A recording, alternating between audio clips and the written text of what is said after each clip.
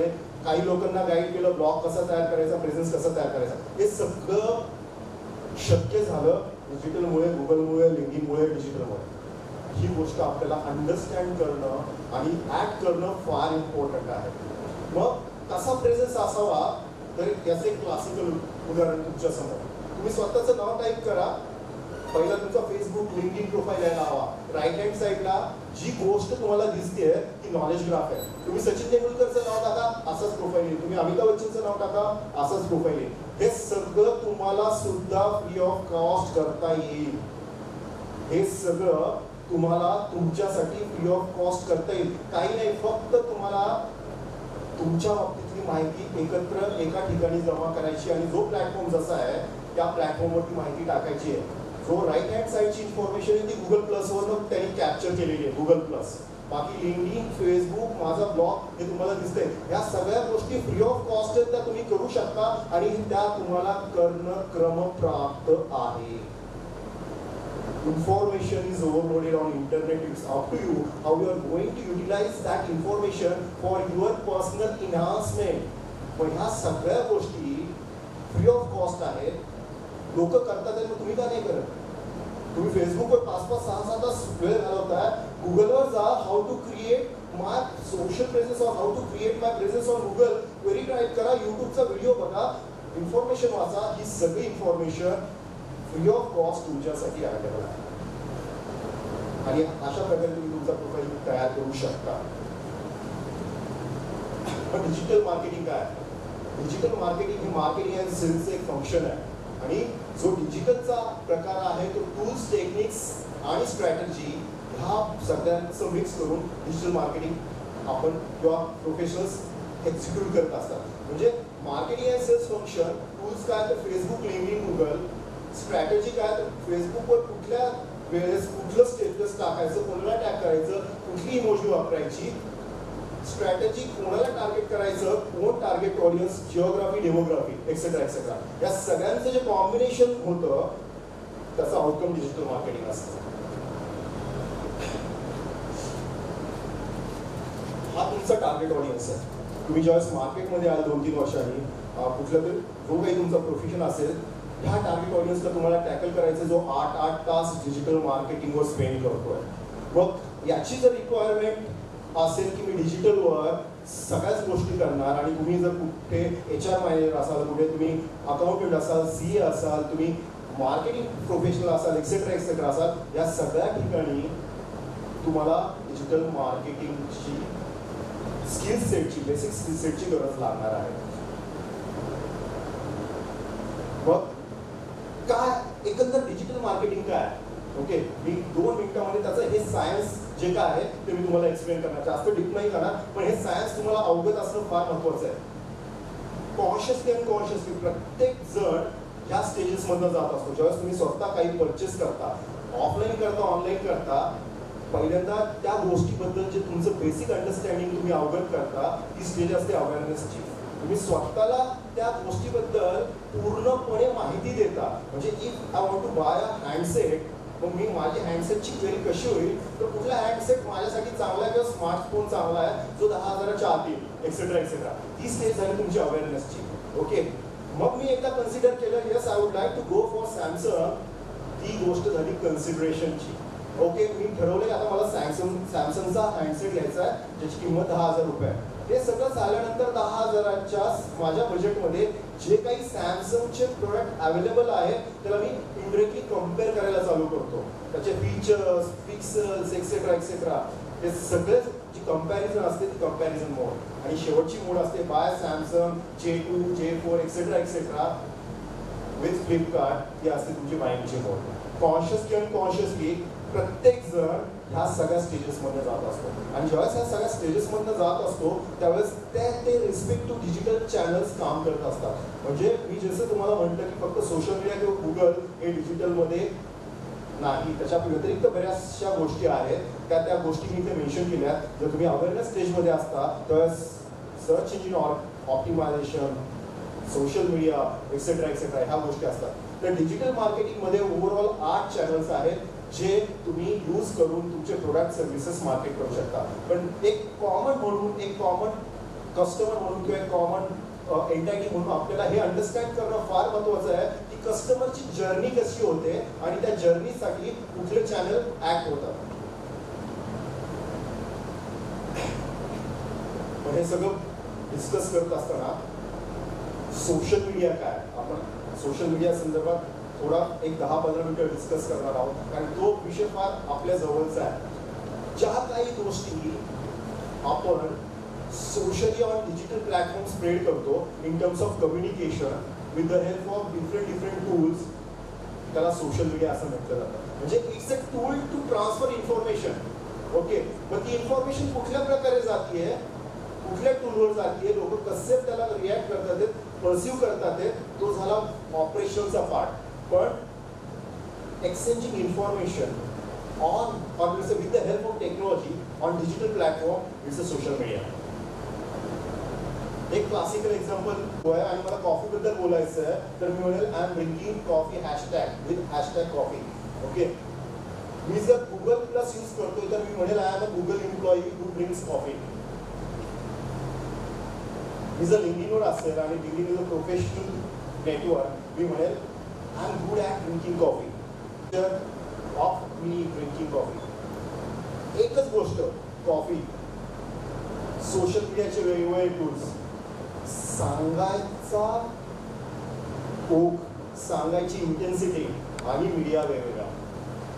हेच तुम्हाला अंडरस्टँड करायचं मित्र की सोशल मीडिया फक्त सोशल मीडिया नाही, हे आपल्याला ठरवायचं आहे. आपल्याला कुठेतरी त्या गोष्टी अंडरस्टँड करून लिमिटेशन मी म्हणू शकतो ते टाकायचं आहे. कारण कॉफीच्या जागी जर आपण एक वर्ड रिप्लेस केला तर त्या किती ड्रामॅटिक आणि किती क्युआटिक कंडिशन क्रिएट होते हे आपल्याला अंडरस्टँड इझिली करता येऊ शकतं. आपण इझिली त्याला रिलेट करू शकतो.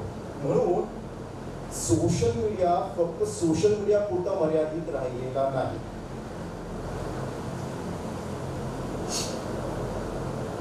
तुमचा डेस्कटॉप काल होता, आज आहे आणि उद्या पण राहणार आहे. गोष्टी त्याच होत्या. 30 वर्षापूर्वी, 50 वर्षापूर्वी असाच डेस्कटॉप होता. पण आता चेंज काय झालाय, तुमचा मोबाईल किंवा तुमचा टेलिफोन झालाय स्काईप, तुमचं ॲड्रेस बुक झालं फेसबुक, तुमचे कार्ड्स, बिझनेस कार्ड झालेत लिंक्डइन, तुमच्या डेस्क समोरची फ्रेम झाली आहे पिनिंटरेस्ट. थोडंसं अंडरस्टँडिंग करा मित्र, कुठल्याही गोष्टी शब्दशः किंवा प्रॉपर्टी सहित कधी चेंज होत नसतात. त्या चेंज होत असतात with the media, with the help of media. आणि ह्याच गोष्टी आपल्याला अंडरस्टँड करायच्या. 10 वर्षापूर्वी जी आपण डायरी लिहित होतो, आज आपण त्याला ब्लॉग करतोय. ॲक्टिव्हिटी सेम आहे, ॲक्टिव्हिटीमध्ये काही चेंज नाही, ॲक्टिव्हिटी सेम आहे, पण आपण त्याला ब्लॉगिंग म्हणतोय. ह्याच गोष्टी पूर्वी बिझनेस कार्ड वापरली जायची. आज लिंक्डइनवरनं लोक बिझनेस कार्ड एक्सचेंज करतात, डिजिटल बिझनेस कार्ड एक्सचेंज करतात आणि तिथे बिझनेस होतोय. ह्या सगळ्या गोष्टी जर आपल्याला कळतील की बॉस, पूर्वी सुद्धा माणसं सेल्स आणि मार्केटिंग करायची, त्यांच्या टूल्स अँड टेक्निक्स वापरण्याच्या गोष्टी वेगळ्या होत्या आणि आजच्या वेगळ्या आहेत. त्या कशा यूज करायच्या हे तुमच्याशी रिलेटेड आहे. फक्त अंडरस्टँडिंग एवढी घ्या की पूर्वी जे करत होतो तेच आता करताय, पूर्वी जो कस्टमर होता तोच आता आहे, पण त्याचा जो मीडिया आहे तो चेंज झाला आहे.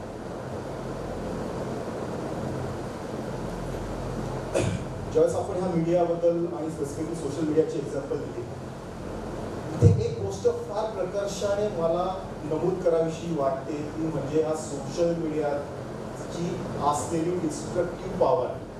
तो जेवढा कन्स्ट्रक्टिव्ह आहे तेवढाच डिस्ट्रक्टिव्ह आहे. तुम्ही सोसायटीमध्ये किंवा तुम्ही डे टू डे तुमच्या लाईफमध्ये जेव्हा न्यूज वाचत असता, सुषमा स्वराजांच्या एका ट्विटमुळे ह्या लोकांना एवढी मदत झाली, मोदीजींनी हे ट्विट केलं, यांना एवढी हेल्प झाली, फेसबुकमध्ये एक हेल्पिंग ग्रुप होता, त्या ग्रुपवर ही इन्फॉर्मेशन आली, त्या मुलाचे पॅरेंट्स सापडले, etcetera etcetera. Flip side, Kumar शानूने एक ट्विट केलं, 17 देश हरवून गेला. कोणीतरी एक कम्युनिटी पोस्ट टाकली, कुठेतरी संप चालू आहे. संप फक्त एवढ्या पुरता आहे, त्याची एक क्लिप, एक फोटोग्राफ व्हायरल झाला, सगळीकडे दंगे पेटले. हा मीडिया फार फार डिस्ट्रक्टिव्ह आहे. तुमची एक लाईक, तुमची एक कमेंट कुठल्या तरी निगेटिव्ह स्टेटसला नकळत प्रमोट करते. तुम्ही त्याचा पार्ट होता, तो पार्ट होऊन ती सोसायटीमध्ये चर्न होते, व्हायरल होते आणि मग डिस्ट्रक्टिव्ह गोष्टी क्रिएट व्हायला लागतात. बऱ्याचशा गोष्टी आजकाल म्हणजे बिंग अ यूथ तुम्हाला त्या अंडरस्टँड करणं फार फार आवश्यक आहे. म्हणजे मागच्या महिन्यामध्ये मी एका रेप्युटेड कॉलेजमध्ये आपल्या पुण्यामध्ये MBAच्या जेव्हा सेशन घेत होतो आणि त्यांना कॅज्युअली विचारलं की तुमचं लेटेस्ट फेसबुकवरचं ऍक्टिव्हिटी काय आहे जी तुम्हाला आठवते. तर एका बाजाराने सांगितलं की मी फेसबुकवर ब्रेकअप केलं. हसण्यासारखी गोष्ट पण आहे आणि विचार करण्यासारखी पण आहे. का आपल्याला सोशल मीडिया ह्या गोष्टींसाठी आता आवश्यक वाटायला लागलाय हा एक विचार करा. आणि तो किती डिस्ट्रक्टिव्ह आहे जो तुम्हाला सुद्धा एक चॅलेंज क्रिएट करतोय. मग ज्यावेळेस तुम्ही बिंग अ यीनचे मेंबर आहात, तुम्ही सोशलचे जे एजंट आहात, तुम्ही कॅटलिस्टचं काम करणार आहात, तुम्ही सोसायटीमध्ये काहीतरी एक्झाम्पल उभं करणार आहात, मग तुमची रिस्पॉन्सिबिलिटी किती, तो मीडिया कसा यूज करायचा. कारण हे फक्त तुमच्या पुरतं मर्यादित राहत नाही. तुम्ही कोणाला तरी रिप्रेझेंट करत असता आणि हे रिप्रेझेंट करताना तुमची एक लाईक, कमेंट, शेअर, इमोजीज कुठल्याही प्रकारची किंवाटिक कंडिशन क्रिएट करू शकते हे तुम्हाला अंडरस्टँड करणं फार महत्त्वाचं आहे. म्हणून म्हणतो की हा मीडिया जेवढा कन्स्ट्रक्टिव्ह आहे तेवढा डिस्ट्रक्टिव्ह आहे. आणि being a social change agent हे तुमच्यासाठी फार इम्पॉर्टंट आहे की मी कसं आत्मसात करू आणि माझ्या सोसायटीला कसं गाईड करू.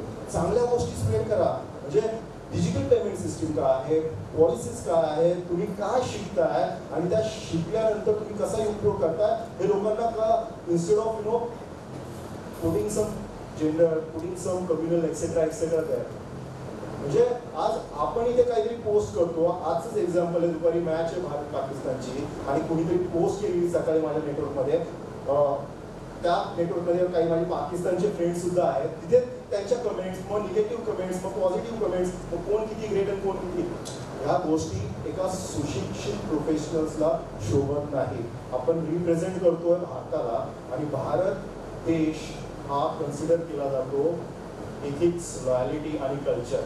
मग हे सगळं तुम्हाला हँडल करायचं आहे कारण तुम्ही सोशल चेंज एजंट आहात. तर तुम्ही ते कसे करता, तुमच्या रागावर, प्रलोभनावर आणि ज्या दुसऱ्या गोष्टी आहेत त्याच्यावर कसा कंट्रोल करता आणि कसा कन्स्ट्रक्टिव्ह यूज करून घेता हे फार इम्पॉर्टंट आहे. मी फक्त तुम्हाला एक पिन केली की हा मीडिया किती डेंजरस होऊ शकतो. तर हे तुमच्यावर आहे की तुम्ही तो कसा यूज करता. आपण डिजिटल मार्केटिंग काय, social media marketing pro and cons काय ते बघितलं. मग त्याच्यामध्ये करिअरच्या संधी काय आहेत तुम्हाला. ओके, म्हणजे 1985 साली इन्फॉर्मेशन टेक्नॉलॉजी जी होती ती आज सोशल मीडिया मार्केटिंगची अपॉर्च्युनिटी तेवढ्या मोठ्या प्रकारात आज सोशल मीडिया किंवा सोशल मार्केटिंगच्या अपॉर्च्युनिटी आहेत. तुम्ही स्वतःही ऐकत असाल की डिजिटल मार्केटिंग हे आहे, ते आहे, एवढं आहे, एक्सेट्रा एक्सेट्रा. आणि ती फॅक्ट आहे. आज सगळ्यात जास्त जॉब ओपनिंग्स ज्या असतील त्या डिजिटल मार्केटिंग ओरिएंटेड फंक्शन्समध्ये किंवा त्या स्किल सेट्समध्ये आहेत. तर तुम्हाला एक ऑप्शन असा असेल की डिजिटल मार्केटिंग शिकून तुम्ही स्वतः कुठल्या तरी कंपनीला जॉईन होऊ शकता. ओके, ती पुढच्या स्लाईडमध्ये मी एक्सप्लेन करेलच तुम्हाला. त्याच्यानंतर फ्रीलान्स करताना तुमचे जे काही हॉबीज आहेत त्या हॉबीज तुम्ही जर स्मार्टली यूज करून घेतल्या आणि स्वतःला प्रेझेंट केलं डिजिटलमध्ये तर तुम्हाला खूप इनॉर्मस अपॉर्च्युनिटी मिळतील. मी माझ्या परवाच्या सेशनमध्ये साताऱ्यामध्ये दोन एक्झाम्पल दिल्या होत्या. एक मुंबईची 18 वर्षाची मुलगी आहे, तिला कॉस्मेटिक बद्दल इनसाइड आउट माहिती आहे, सगळ्या प्रोडक्ट बद्दल. म्हणजे वयाच्या 4थ्या वर्षापासून ती तिच्या आईचा वॉर्डरोब बघते, सगळ्या प्रोडक्ट्स जे आहेत कॉस्मेटिकचे तिला त्याचं अंडरस्टँडिंग आहे. आणि नंतर वयाच्या 14व्या-15व्या वर्षी ती त्याच्याबद्दल ब्लॉग लिहायला लागली. तो ब्लॉग फेमस झाला. तो ब्लॉग लॅक्मे हेडनी वाचला आणि त्यांनी म्हटलं अरे ते कोण लिहित आहे.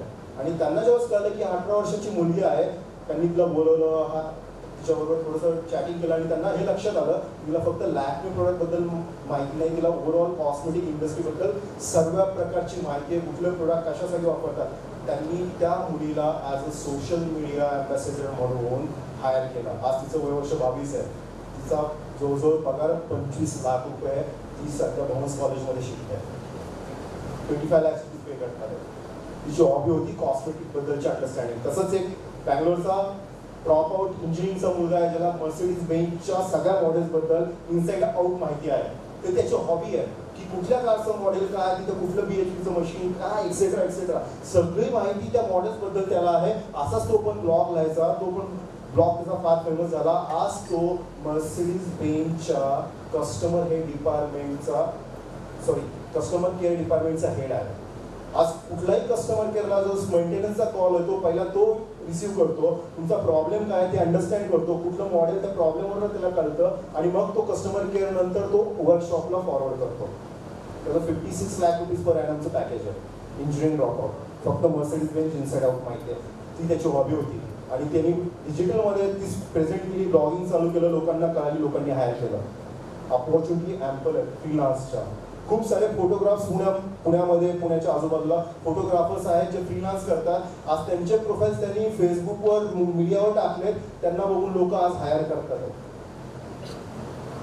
त्याच्यानंतर ऑनलाईन अर्निंग्सच्या पण फार अपॉर्च्युनिटी आहे. जसं म्हणतात की तुमची हॉबी असू शकेल किंवा आज कॉलेजच्या मुलांमध्ये एक रेस लागलेली असते की माझ्या फेसबुकवर मला एवढे फॉलोअर्स आहेत, मी हा फोटो टाकला तर एवढे लाईक येतात, मी एवढ्या व्हॉट्सअप ग्रुपला जॉईन आहे एक्सेट्रा एक्सेट्रा. हा सगळा जो तुम्ही टाइमपास करताय ना, त्या टाइमपासला तुम्ही एक अर्निंग अपॉर्च्युनिटी देऊ शकता. ती अर्निंग अपॉर्च्युनिटी आहे फ्रीलान्सची, गुगल ॲडसेन्स किंवा ॲफिलिएट मार्केटिंग.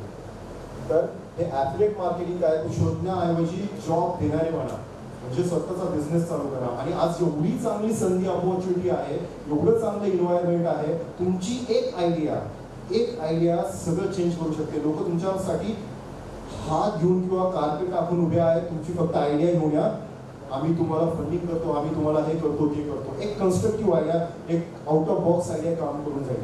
तुम्ही कसा बिझनेस करू शकतो आणि 10 लोकांना मी कसा जॉब मार्केट, तुम्ही एक कीवर्ड कुठल्याही पोर्टलवर कुठल्याही जॉब